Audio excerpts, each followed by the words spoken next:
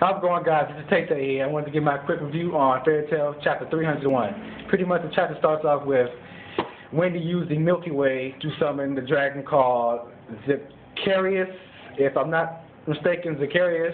And they pretty much asked the dragon Zeref, like, why are all these graveyard bones here for all these dragons? And Zeref goes on to say that pretty much 400 years ago, that dragons used to be free, roam the earth as much as they wanted to, and pretty much for their food, they ate humans for their food. No duh, go figure. But pretty much throughout the dragon's history 400 years ago, there was one dragon that couldn't stand it anymore, and that he wanted to coexist with the humans to have harmony and peace together, which I wish we had in our time of day, but hey, life goes on. Pretty much, this what broke out into war with some dragons that wanted peace with the humans and some dragons that didn't want peace with the humans. So pretty much the war broke out.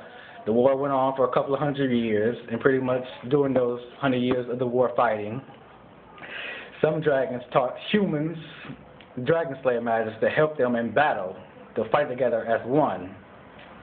But pretty much with the help of dragon slayer magic with the humans that coexisted with humans, the dragons were winning the war. But Zeref said there was one dragon slayer that had a little too much power and drunken on the power.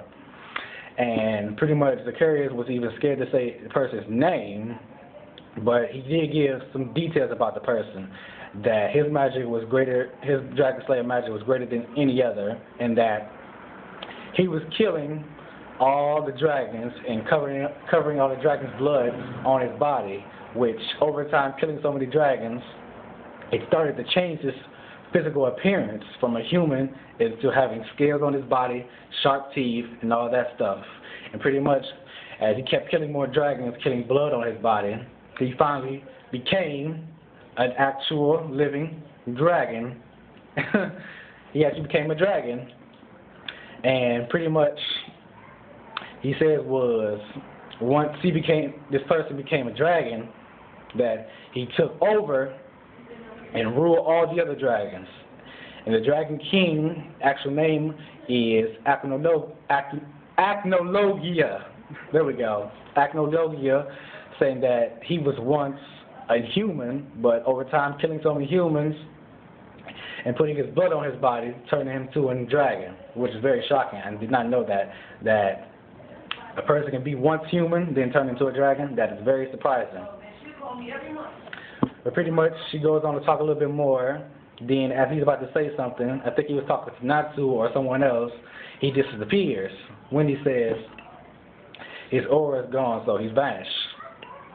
But pretty much afterwards, Natsu, Wendy, and gajeel talk a little bit, saying if they keep using too much dragon slayer magic, will they also turn into dragon as well? And pretty much a little comic mode going on. Gajeel saying, I don't want to turn into no dragon.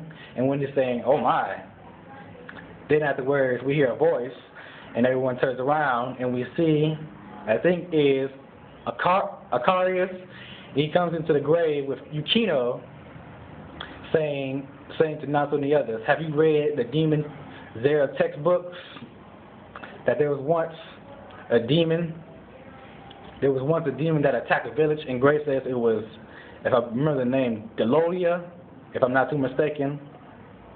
And he's saying pretty much that it was there that turned a man into Acnologia. That Zeref had the power to turn a man into a dragon. I don't know exactly see how, but we don't know until we get some more answers. But pretty much it goes on to talk some more about saying, if we destroy Zeref, then we can get rid of half of the evil there is in the world, and then go on to the next. And then that's pretty much where the chapter ends.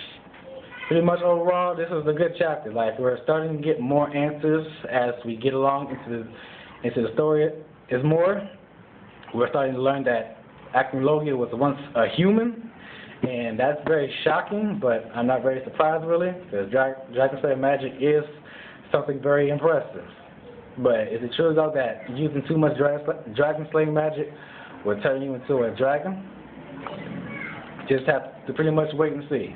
But overall, what did you enjoy about the chapter? Did you enjoy the chapter about Zeref turning people into dragons? Or about Icarius wanting to stop Zeref? I thought he was on Zeref's side.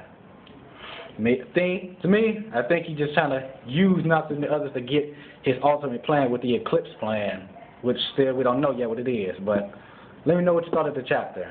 Rate, comment, subscribe, and have a blessed day.